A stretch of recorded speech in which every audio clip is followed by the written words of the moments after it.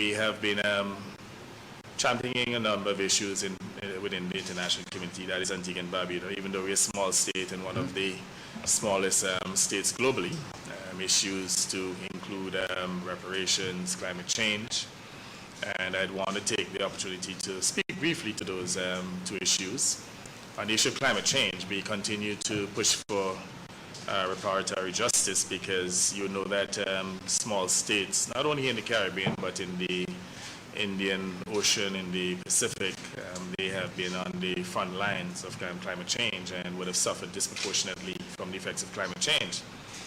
And incidentally, we're among the least polluters, but at the end of the events, in the case of Antigua and Barbuda, we have literally suffered all of the effects of climate change. Currently, we are experiencing our worst drought for the last 100 years. And we have also had issues of floods when it rains. In fact, the last significant shower of rain that we got here in Antigua, we actually had island-wide flooding. And the rains, though, were not sufficient to cover the surface water requirements, and even our aquifers have dried up. So today, we are 100% dependent on reverse osmosis water as a result of the effects of climate change. And we all know the damage to economies in the Caribbean, to properties as a result of the effects of climate change. We've even lost human lives as well.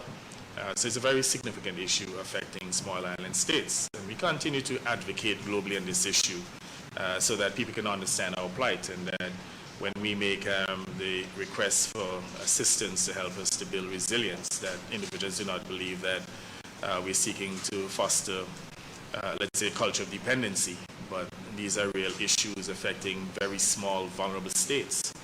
And we are vulnerable based on our size sources, so that ordinarily it takes us a very long time to recover. In the case of Dominica, for example, you know, it may take Dominica until about 2028 to recover from the effects of Hurricane Irma.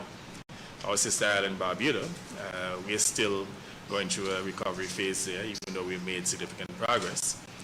And I certainly want to extend our commendations to the Duke of Edinburgh, Prince Philip,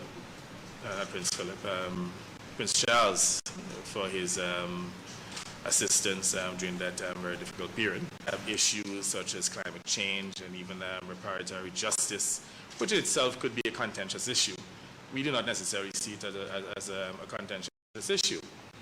It's an issue in which we believe that all human civilization should understand the atrocities that took place during colonialism and slavery, and the fact that we have to bring some balance by having open discussions. We believe in constructive engagement. So if you notice, they don't with any placards, because for us it's about having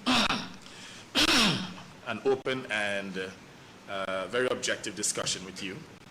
We understand that the nature of your job is not to get involved in any contentious issue, but at the same time it's important for you to understand these issues, and so that you can even use your, let's say, diplomatic influence to, you know, build bridges in achieving the reparatory justice that we're seeking here in the Caribbean. Because the reality is we have been really left bereft of important institutions such as universities and good medical facilities. Even though I have to say here in Antigua and Barbuda we have made significant progress. Within recent times we have established the University of Five Islands, which in itself will help to service the entire OECS sub-region. That does not have a university. In terms of healthcare, we would have built out a modern hospital and some supporting facilities, including a number of polyclinics, which incidentally would have helped us during the period of COVID. We would have improved our health facilities successful within the Caribbean to manage COVID. And you may recognize that we have now restored normalcy, in that all of the mandates, mask mandates and so on, curfews have been lifted.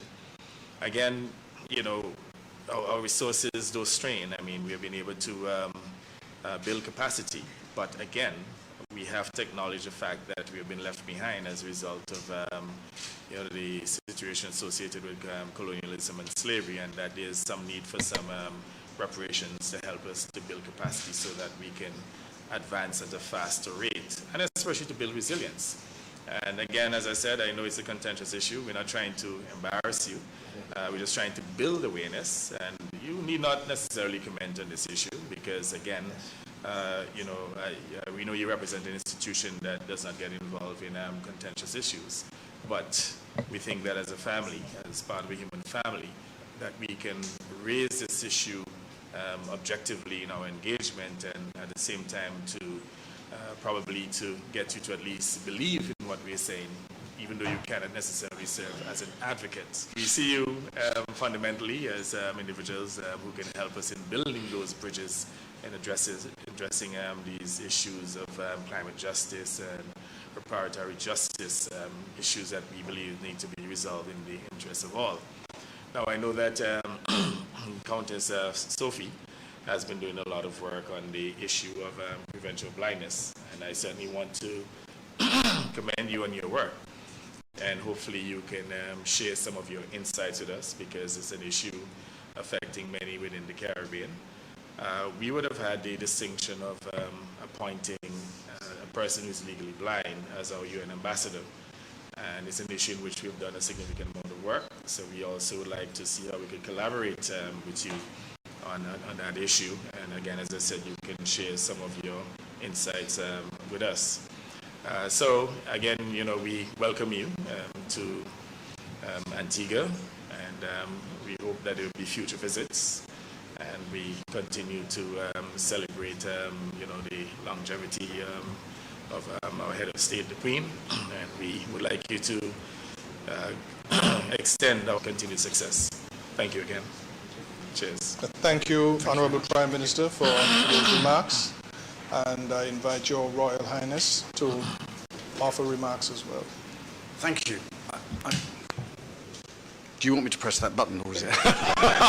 What happens if I press that button?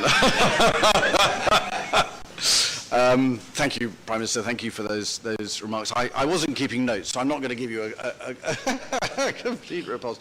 But thank you for your welcome today, and it's a great pleasure to be back in Antigua. I'm sorry that it has been 10 years since we were here last, but I bring very warm greetings from Her Majesty, who, as you know, always takes immense interest in what happens in all the islands, but particularly here in Antigua and Barbuda, and so I hope you'll accept that we are poor substitutes, and that she can't be here in person, but just to say that she's very much thinking of everybody, and has been thinking very much about particularly the last 2 years, which had a very common enemy, a common problem, and I'm delighted to hear that you appear to be coming out the other side, and all congratulations with your vaccination program as well, which is, I notice, is very high, which is terrific,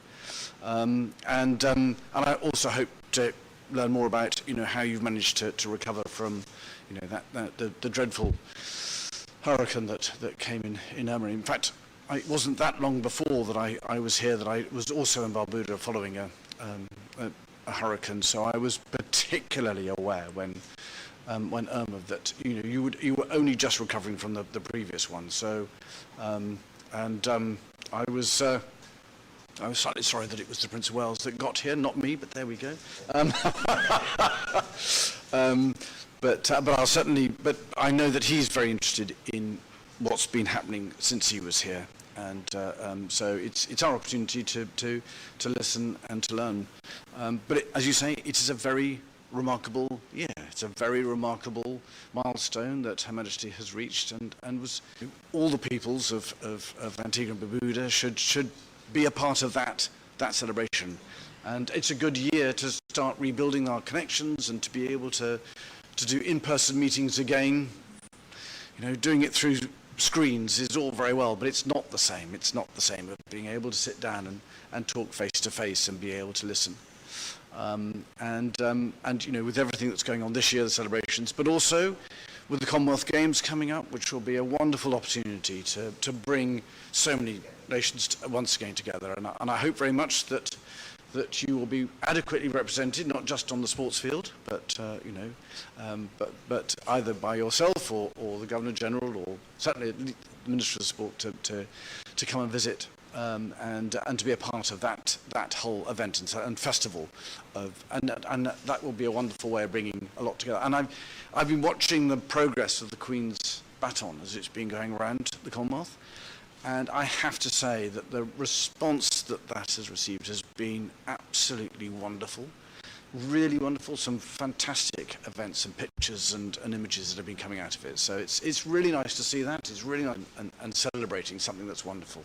And we're delighted to be able to be here and to be able to share in that and wish you all the very best for the future. Thank you very much. Thank you very much, Your Royal Highness.